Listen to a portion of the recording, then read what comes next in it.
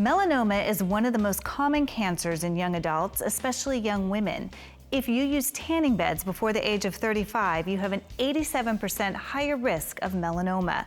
My friend Tina spent years going to tanning beds and soaking up the California sun, and is now fighting back after being diagnosed with stage 4 melanoma. Here's her story. The California sunshine. It's the reason that millions of people have moved to our state. But this beautiful sunshine can also have deadly consequences.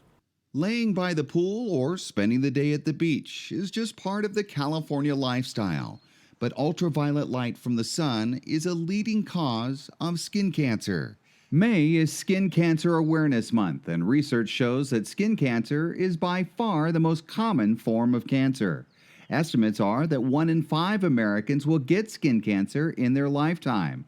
The most serious and deadly form of skin cancer is melanoma, and 86% of melanoma cases are attributed to excessive sun exposure. And studies show that even just one session in a tanning bed can raise the risk of melanoma by 20%. But the quest for the perfect tan can blind many, like Tina, whose mother had melanoma and warned her as a teenager to stay out of the sun. She would say, "You're going to get melanoma." And I was invincible, and I said, "Whatever, then I'll just dye tan." Literally would say that. Well, 8 years ago, Tina was diagnosed with melanoma after finding a mole on her back. They removed it. It went 5 millimeters deep, which with melanoma, only 1 millimeter, it gets into your skin and can get into your lymph nodes. So mine was really aggressive. After extensive treatment, including the removal of multiple lymph nodes, Tina was cleared of the melanoma, at least for a time. And it was during that recovery time that Tina began following a young Rancho Cucamonga woman on social media named Chloe Thompson, who was diagnosed with melanoma at age 19 while serving in the Air Force. Chloe bravely and publicly fought melanoma before passing away at the age of 22. I would tell her, "You need to slow down. You know, you have cancer, you know."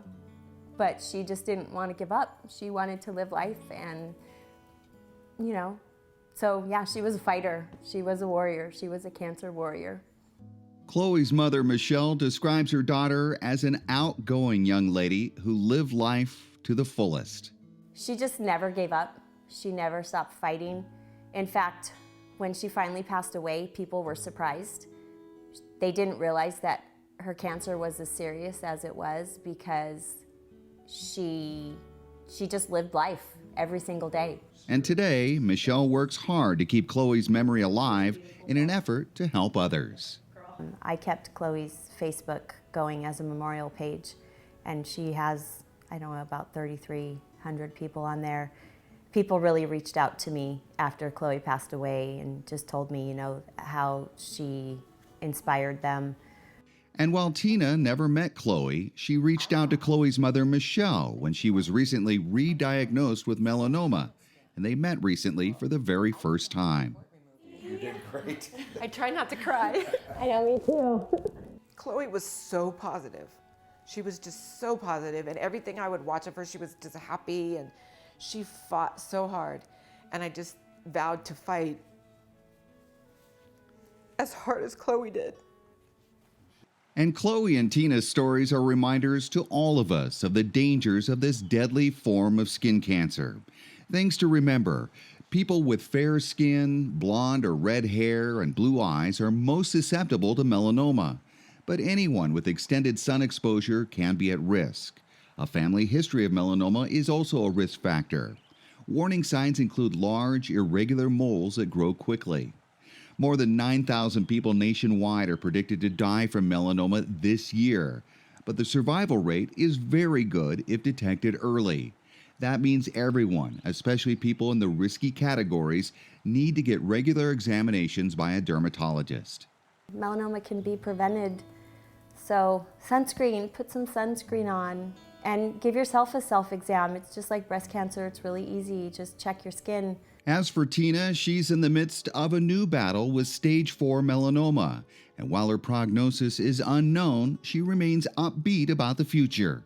I'm super positive about it. I know I was put here for a reason, and I'm just going with it. I hope that I could be an inspiration to somebody.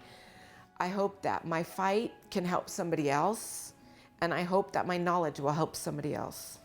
If you or anyone you know fits in the high-risk category or you're noticing new moles, we urge you to see your doctor immediately. For more information on melanoma, you can visit the American Cancer Society at cancer.org. Bringing you the best of California, I'm David Wiley for California Life.